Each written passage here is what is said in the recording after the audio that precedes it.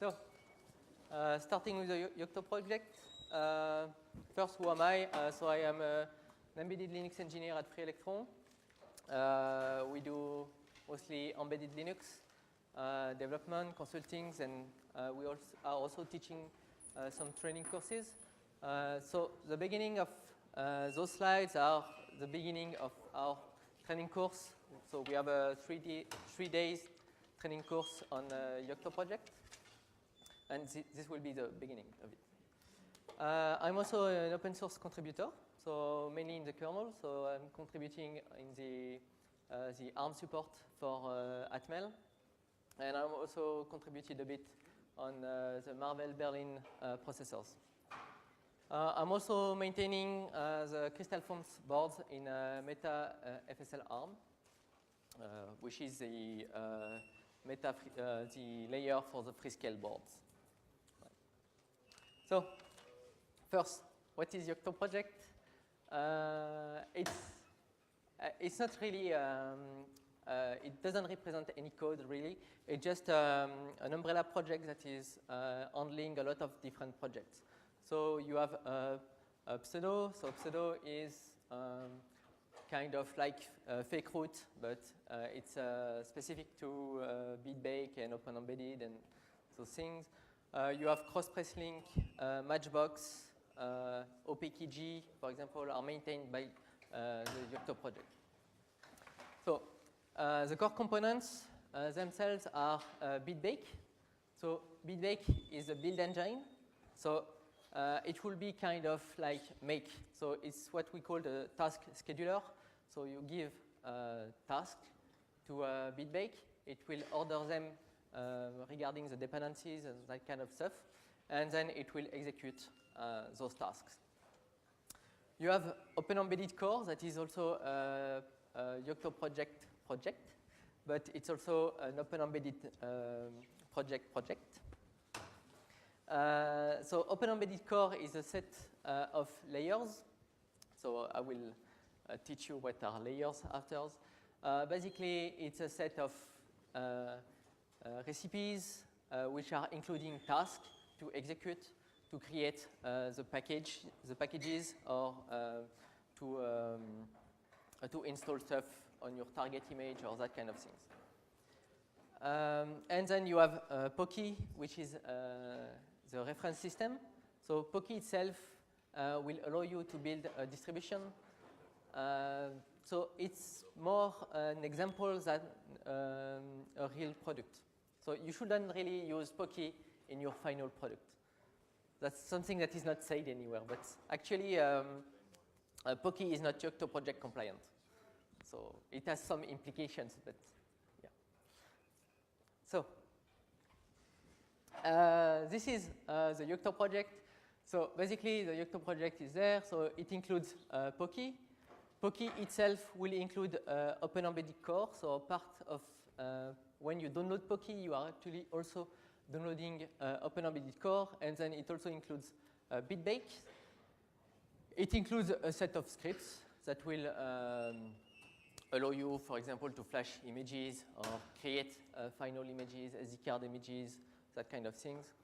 And it also includes a set of layers. So in green, then you have layers, and those layers have recipes, and those recipes will do some stuff. It also includes, like I said, the Yocto project also handles Pseudo and ADT and Matchbox and some kind of projects that are used in embedded Linux that were not maintained anymore at the time the Yocto project was created. Then you can get a few different layers from other sources. So for example, you can have MetaTI, that will be the Texas Instruments layer to support Texas Instruments board, CPU and boards. So it will include some recipes too. And then you can also get, for example, MetaQT5 that will just allow you to build Qt5, but it's not part of the Yocto project. So it's a separate layer coming from a separate source. And you can also get your own custom layers that you will create. And I will mostly talk about, okay, let's create our own layer to modify whatever is coming from the Yocto project to get it to do what we want to do. Right. Yep. You forgot about layers provided also by Open Embedded project. Yeah, you also have Meta Open Embedded that is also, yeah, so it's not on that one. Yeah. Yeah, I'm just saying that Open Embedded Core is also coming from the Open Embedded project, but you also have another layer that is coming from the Open Embedded project. So it's Meta Open Embedded, and that one includes a set of layers.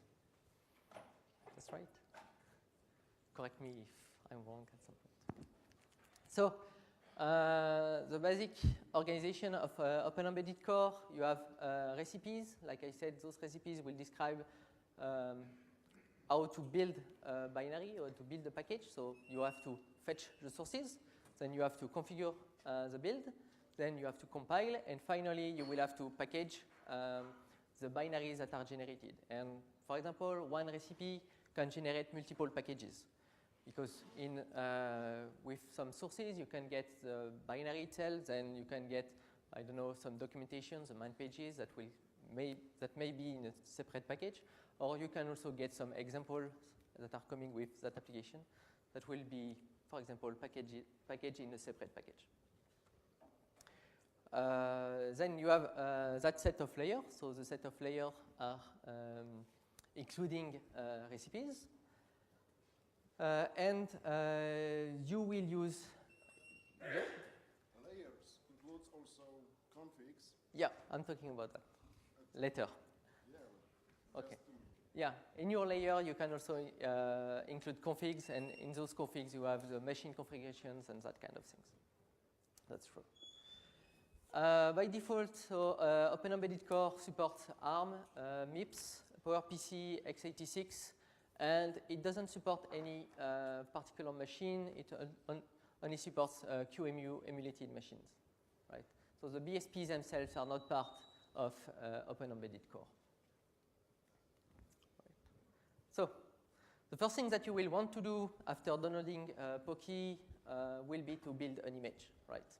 So you will want to try it, and so you will want to build an image. So how to build an image? So you have to source a script, and that script will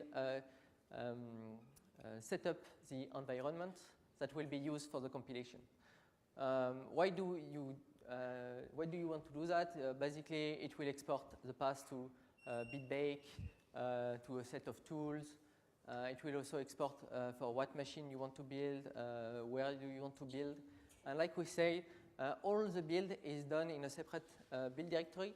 So everything is done out of tree. So your sources will not be touched by the build, right? So it's really easy to delete a build. You just delete the build dir, and then everything is clean.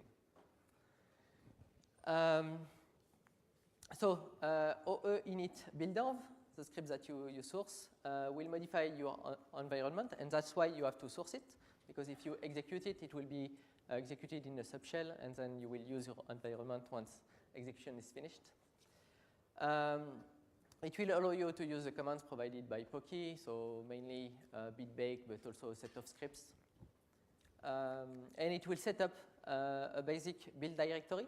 So by default, build dir it will be build, but you can also name it like you want. So for example, if you want to do multiple builds with different configuration, but with the same set of sources, you will be able to do that by having multiple different build directories. Right. When you execute it, you will also have, it will also print the common targets that you have. So just some examples there. You have common targets is core image minimal. That will be a really small image that will allow you to boot a device. And with a command line, and that's all. Then you have core image SATO that will add SATO support. So this is basically a UI. It's based on Matchbox, I think. No. You also have meta toolchain. You can also generate SDK and that kind of things. Right? You have different targets. So to configure your build, so once you have your build directory, you have in that build directory you have a conf directory, And in that directory, you have two files. You have bblayers.conf and local.conf. So bblayers.conf will allow you to say, okay, I have those layers, I have downloaded those layers, and that's where you will say, you will refer to those layers. Okay. So you will have your list of layers in bblayers.conf. And then you have local.conf, where you set your configuration variables for the build. And I saw in a presentation yesterday that you could also use image install there, and you should not do that because local.conf should be only configuration local to your machine, right? Something that it's not distributed as part of your sources. Okay. So in local.conf, for example, you can say, okay, I have so many processors, so I can use so many processes in the parallel build. And for each, you can also select the number of bit-based threads that you want to run and that kind of thing. You may also configure the machine for which you want to build. So for example, you have BeagleBone or whatever. And you can also select the package format because BitBake and OpenEmbedded will generate packages, right? So they can be in a DEB format, IPK format, or RPM format. So you have configured your build, and now you want to build. It's quite easy. You just use BitBake. You can pass some options, but usually you don't. And either the receipt name or a target. So the target can be, for example, core image minimal, and it will generate your image. So, and that will do the full build. You will wait at that time. If it goes fast, it means that you have a build failure somewhere, right? The result of your build will be there, so everything will be in build TMP or TMP something. You can also rename that directory, but okay. For simplicity, I would say it's in build TMP. You can get some build statistics. The important thing is in TMP deploy images, where you will have your final images. So either you have SD card images, or you may have your bootloader and your kernel, and then an image of your root file system that you will be able to flash where you want. You also have TMP work. That's where all your packages have been compiled. So if you want to find the sources for a particular package, it will be there. And you also have TMP sysroutes with two different sysroutes, so where you have the libraries and header files for your host, and the libraries and header files that were used to compile packages for your targets. So, quick summary, it's easy, you download, you source your OE init build env, you configure your local.conf, and then you BitBake. And that's it, right? You should have an image after that. Right. So, now you have an image. You will probably want to make modifications there. You shouldn't modify directly the sources that you just downloaded, because you just want to make additions or small modification. And if you want to upgrade, for example, Poki to the next version, if you have modifications there, you will have conflicts and that kind of things. So you don't want to do that. So you will probably want to create your own layer and do everything there. So to create a layer, you have two choices.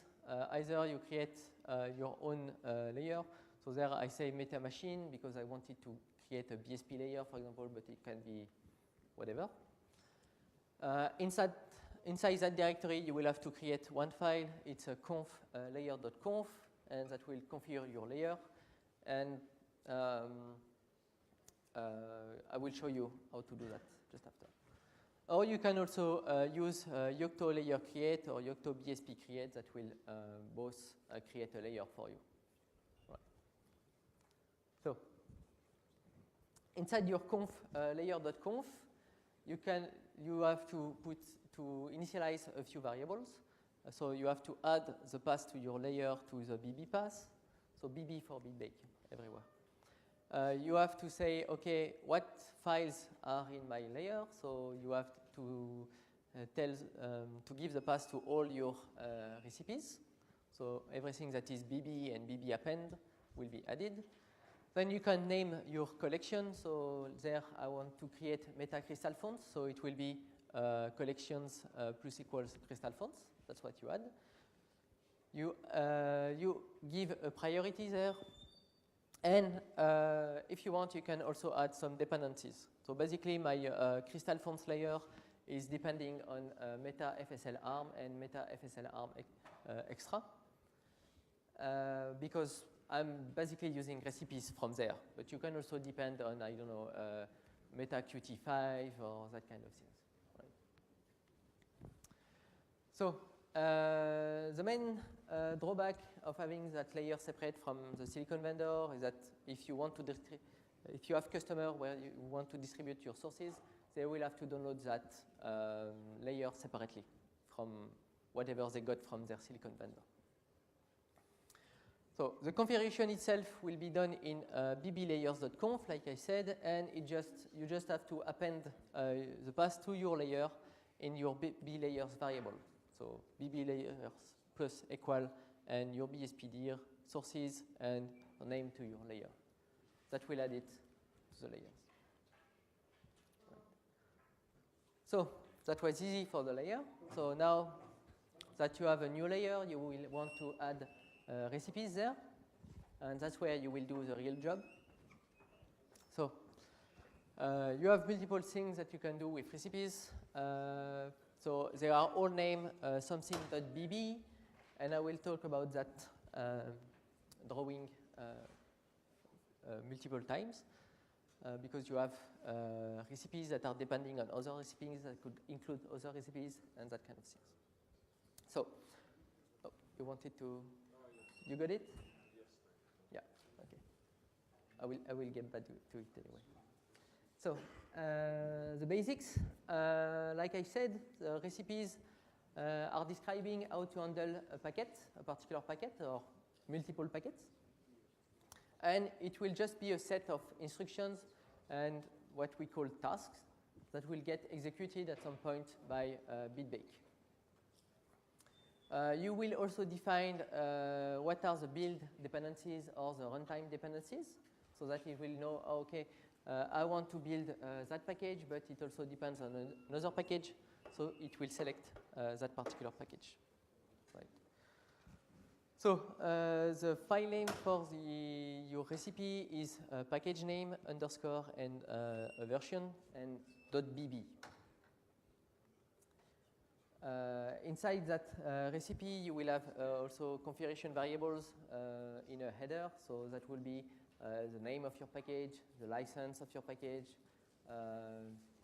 what is the path to retrieve sources and that kind of things.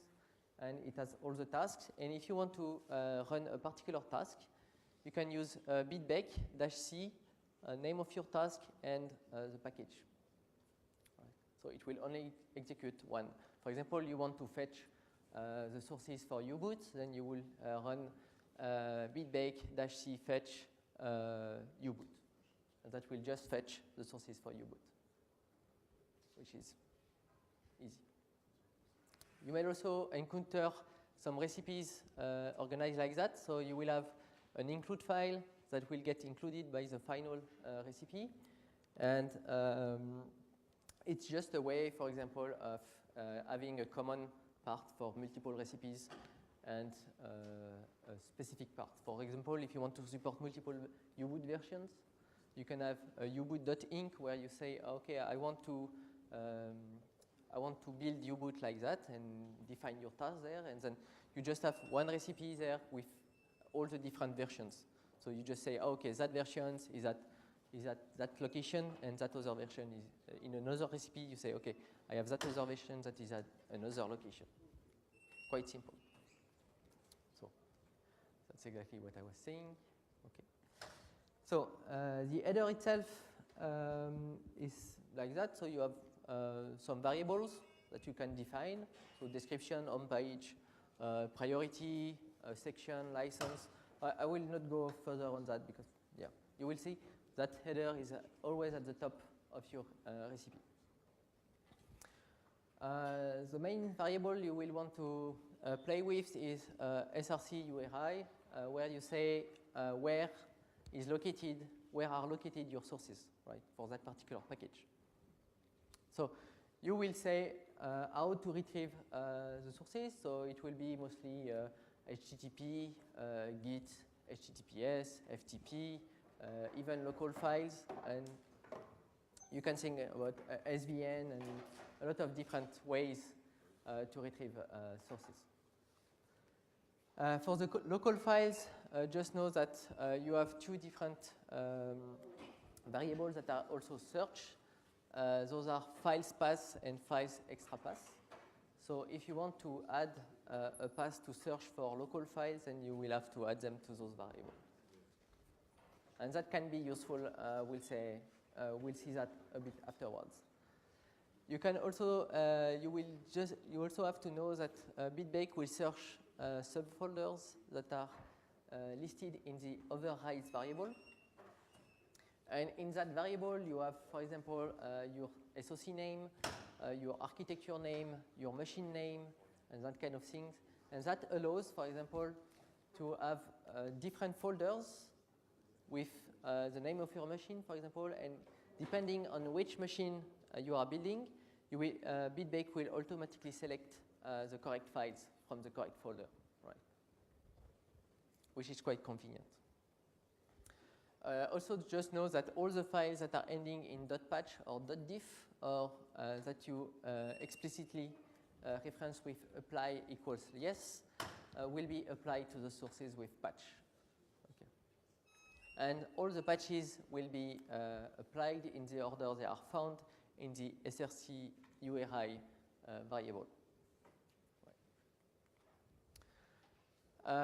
Dependencies, so you can give two different dependencies. You have the build time dependencies and the runtime dependencies.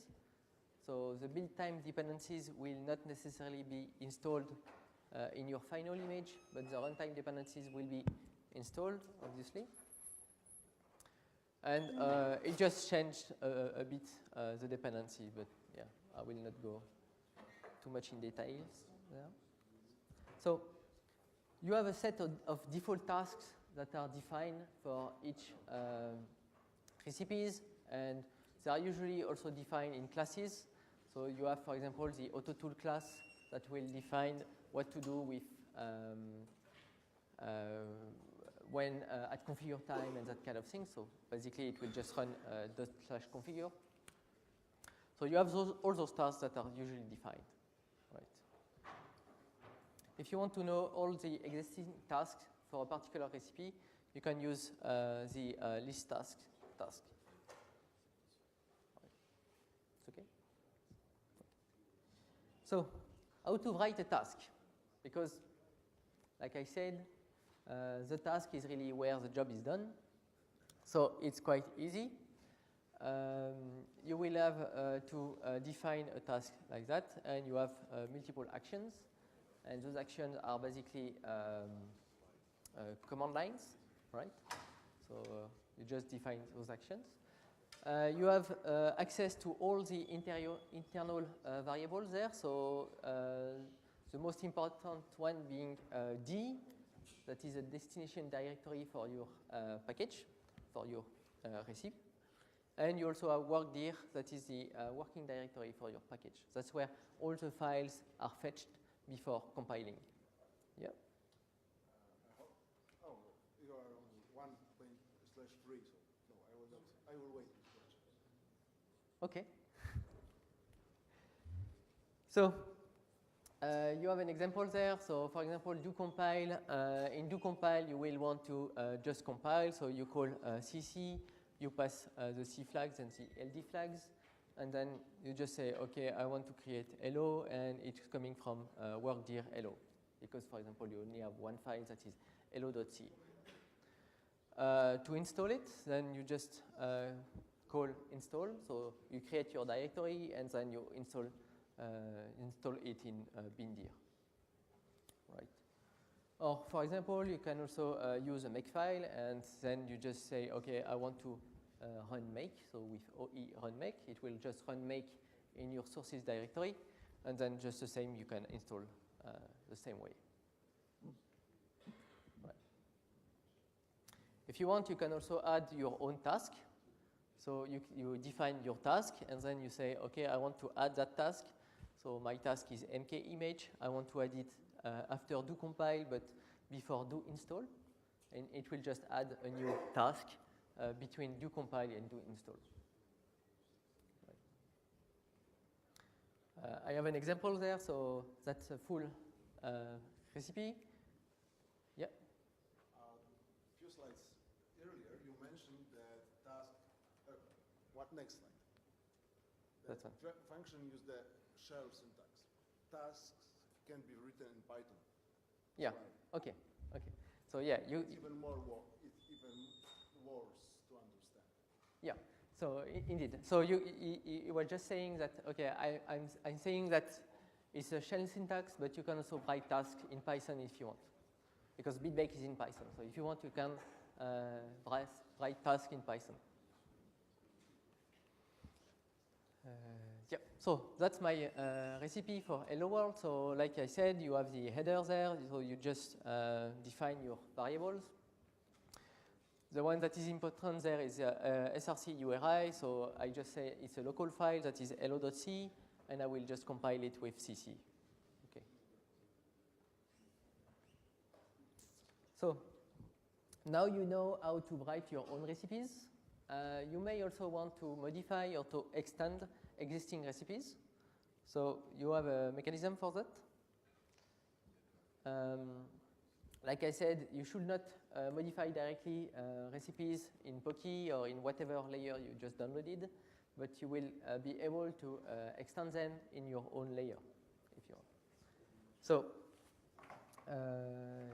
to do that, you will use what we call append files. So those are the .bb append, right? Recipes. You can also, in those, add tasks or even append some existing tasks or even override some existing tasks if you want. And you can use some operators that are append and prepend, so to assign some values. So, for example, like there you had Poki with the init if updown recipe. You had meta.ti with that uboot recipe, and you even have that include. You have multiple things that you can do in your own layer there. You can append that recipe, so with a bb append, or you can also create your own recipes that will directly include uboot.ti.inc, for example, or you can also append some stuff to that recipe. Right. So you have 3 different ways to extend an existing recipe. So, like I said, extensions are ending in bb append. You must have the same name in the bb append and the original .bb recipe. What you can do also is that instead of the versions there, you can also use %, and it will just match all the versions, right? So like I said, the append files are version specific or not if you are using the %, but that's usually that. If you want to add new files, then you will have to explicitly prepend the file extra path variable. And I have an example for that afterwards. And everything will be looked in those paths from left to right. That's why you have to prepend. If you append, then you will still be using the previous files. So you want to use the new file. So, for example, that will be an append file for Hello World. And you just say, OK, I want to prepend my current directory and files. And that will just add those patches, for example, that are present in that directory. And then it will patch your hello.c, and then it will still use the previous do compile and do install tasks that were in the initial bb file. just a small warning, you will find that in Poki, it's really not good practice. So you may find some tasks that are doing that kind of things. They are basically doing that to understand whether or not they are running on the final target.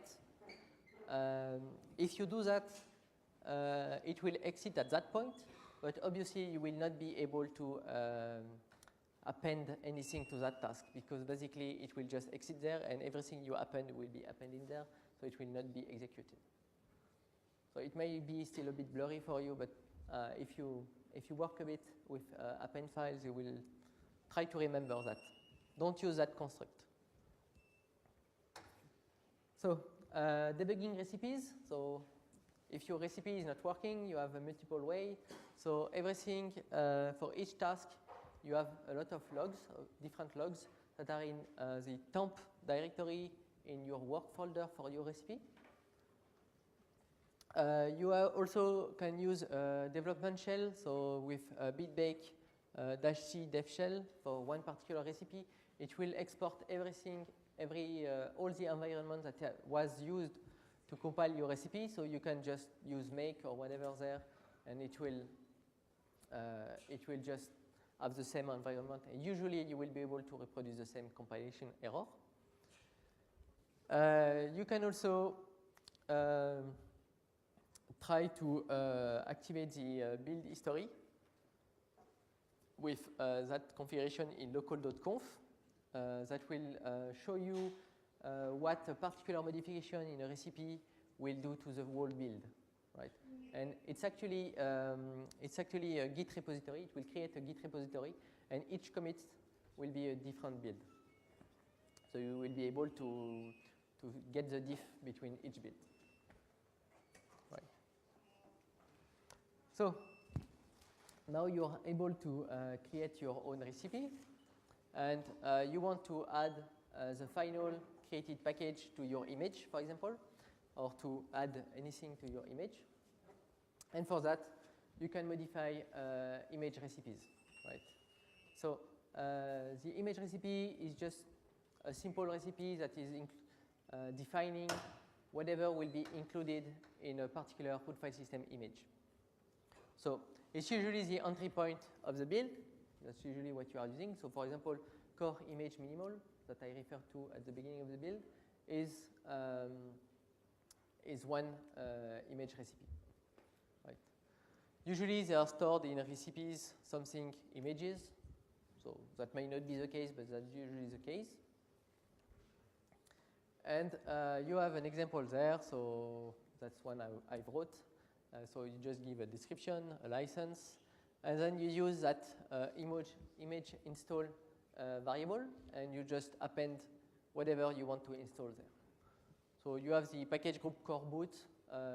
It will just usually include a bootloader, the kernel, a C library, BusyBox, and that kind of things. And then you can add more stuff like init if of dawn, BusyBox UDHCPD, IW for wireless, for example, EV test, and that kind of thing, whatever you want to install. Right. You can also select what kind of localization is included with image linguas. And there I just say, okay, I don't want any localization, so I want just to create the smallest image possible. And finally, you just inherit a core image that is a base class for images. So it will, that's the one that will parse that variable and install all the dependencies. Right. So yes, that's basically what I was saying. Yep. Okay.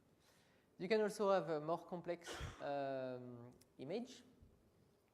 That's another recipe, and where you will include another recipe image, and that will allow you to extend it. So basically, I'm using Sato, and on Sato, I will add, for example, the debug tweaks. I will add a few packages. I can say, okay, I want some different features, so like the NFS server and that kind of things. Yep. If you wanted to remove a package. Yeah, you can do that. I don't know if I have it somewhere. I think yes. I don't remember. Basically, you would use image install underscore remove, and then you say what package you want to remove. Okay, that's the way to remove something from a variable. Is you just put underscore remove, and it will remove whatever is there. So it will be image underscore install underscore remove. Yeah, that will remove a package. Yeah. I see you taking pictures, but all the slides are available, so at some point you will be able to download them. Yep, okay. You saw that I used image features, so for some features you have instead of using image install, you can use image features, and for example, for the NFS server, it will automatically install the NFS server and some configuration and everything. So you have a few features that are automatically handled like that. Right. So you also have, if you want to tweak your image, you have a few mechanisms. So like I said, you have, for example, you have the form factor recipe.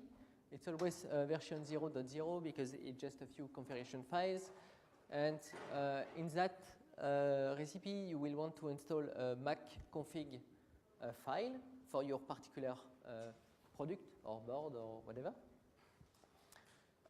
And usually what you do is just you create your form factor, you do a form factor .bb append. Inside recipe, you just use file extrapath prepend to add your current directory, right? So that will add that one, the form factor there. And inside that one, I create different folders with the machine name. So if I'm building for CFA 157 or C, it will use that one. If I'm building for CFA 158, it will use that file, right? It will automatically do that because of the override variable that I talked about earlier. So in that Mac config, you can just have a few variables. So have touchscreen, have keyboard. You can also use your keyboard in portrait mode, in landscape mode. You can also select whether your screen is able to rotate or its orientation, that kind of things, right? So this will allow you to have something, for example, one image where the only different file will be that Mac config file, and you will be able to run that same image on different machines, because each machine will say, okay, I have that display width, so you can display on, I don't know, 1024 by 720, or I have only 640 by 480, that kind of thing. Right. Okay. So if you want to add extra files or extra configurations, that's the usual stuff that you will want to do. You can just create a recipe to install all your configuration files. So you just create a new recipe, then you just select whatever files you have that you put with your recipe, and then just install them at the correct location. Right. So that will just copy those files to those locations. Quite simple. I also have some useful common, let's say, package tweaks. So you can extend the conman recipe to install a conman .default. So you will use a bb append like that, and it will just, okay, if I'm using their sys5 init instead of systemd, I will just install the conman default, but if I'm using systemd, I will not install it. We were not using systemd. Right. And in that command default, for example, you will exclude some interfaces because basically we had USB 0 that was set up at boot time, And when Conman started, it will just try to do DHCP on it, and so we were not able to connect to it anymore. So I'm just excluding USB 0 from Conman there. Right. So another package tweaks can be for BusyBox. For example, I wanted to run DHCP server on USB 0, and I just wanted to configure it. So I'm just adding the udhcpd.conf to the append file for BusyBox. udhcpd is coming from BusyBox, so that's fine. Voilà. Then you can also want to change splash screen, because by default you will have Yocto project splash screen. If you want to change it, you can do something like that. So I know it's quite small, but just have a look at a PDF yourself. It's quite easy. You just the usual stuff. So you have your PNG. From your PNG, you create the header file, and that will be included in the build for you. Okay. So, okay, quite short in time, but like I said, so everything there will help you to tweak your image for your particular product. But you may not base your product on an existing board. So if you have your own board, you will obviously have to do your BSP and to include your BSP in Yocto project, in the Yocto project, so in your layer. And you will create a BSP layer for that. So I will quickly talk about it. You will have to create a machine.conf. So the machine.conf will be your machine name, okay? And you put it in your layer in conf machine. And if you want, you can also create some include files there that will be included from your conf files. And I have an example of an include file or a conf file. So basically, I want to support an i.mx28 board. So it's a Freescale one. It's based on MXS, so I'm including MXS base. Then I'm defining the SoC family, so it's MXS, particularly MX28, and actually it's also a CFA 136. So that was the board I was trying to support at that time. So you can select a particular kernel there, which is Linux CFA. So that will be my own Linux recipes. That is named Linux CFA. I will talk a bit about that a bit more later. You can select your bootloader, for example. You will say, okay, the configuration for my bootlet has that name. I want to create Z image instead of your U image. I have a device tree, and that's the one. So those variables will be used by your by the recipes afterwards. For that particular machine, I want to always include the kernel image and the kernel device tree inside the final root file system image. So I'm adding them there. I want to create an SD card, a final SD card with the X3 file system. So that's where I'm doing that. And I will create those file system images. So I will create a tar.bz2. I will create an X3 image. I will create a barebox MXS boot SD card. And finally, I will create the final SD card image. Right. You can also select your serial console. You can add a few machine features, for example, USB gadget, USB host, their BFAT. You also have Wi-Fi and that kind of things. That will that variable will tweak a few recipes to add support for your features. So if you want to include that, you can use include and your pass to your include file. Right. If you want to extend those, you can just include them and then change, for example, my device tree is from another machine, or that one particular one as a touchscreen.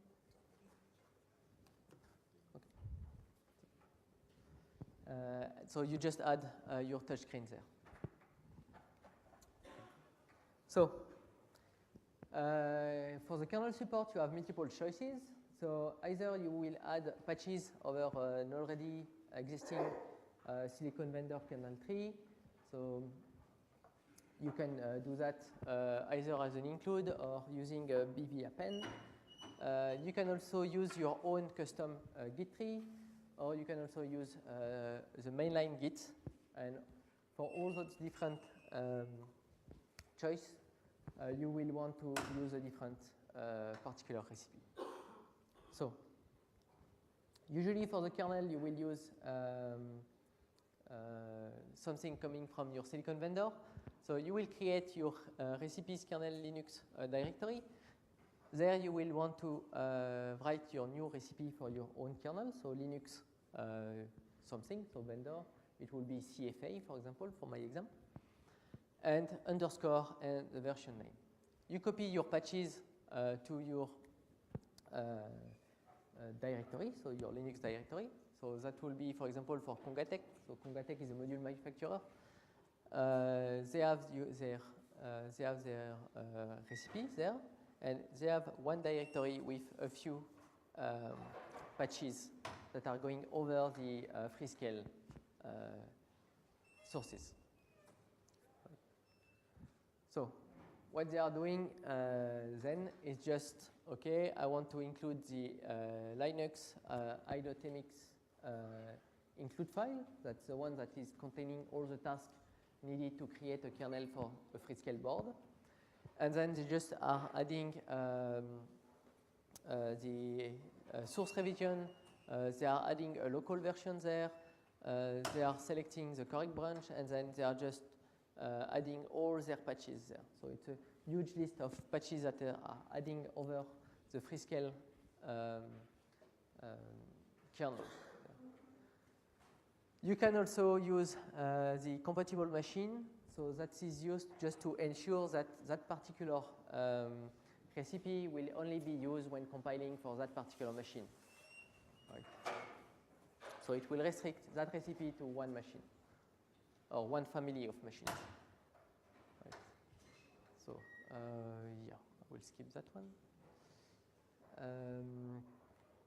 So I already talked about that. So basically, when using local files in SRC URI, Open Embedded will search files path, and by default, files path is BPN. So that's the base recipe name, and also BPN dash PV. So that's the recipe name dash the recipe version. So if you have a look there, the recipe name is Linux-Congatec, and there you have an underscore, and this is a version. And the directory name itself is Linux-Congatec, and then you have a dash and the version. So this is underscore, and this is a dash. That can be confusing at times. Right. It will also look in subdirectories name machine.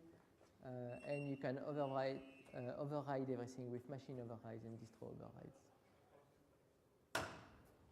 So the other way of supporting your own Linux kernel is just to use your custom Git tree, and there you will want to write your own recipe. And it's not necessarily difficult because you have a lot of classes or recipe includes to help you there. So if you are using device tree, you will just include Linux-DTB. You just have to define SRC URI. You always have to define S, that is the path to the source file. And you can define the compatible machine, like I said. So it will look like that. So that can be quite easy. You just say, I want to inherit the kernel class. I will require DTB just to also handle my device tree, and my sources are there. So it's on Git at that on that GitHub repository on that branch, and this is the revision that will be used. Right. Usually, when you are using Git, S will always be workdir/git, and it just means that your Git repository will be cloned in workdir/git. Okay. So you also have a few options for the bootloader support that I will skip now. But yep, that's it. You have more documentations there, so you can get documentation for the Yocto project. The most interesting one, the most interesting part is the variable glossary, where you have a list of all the variables you can use and what they are doing. So this is really interesting. You also have the BSP developer's guide if you are trying to create your own BSP layer. And I mostly use the Freescale BSP, and that one also has a lot of documentation.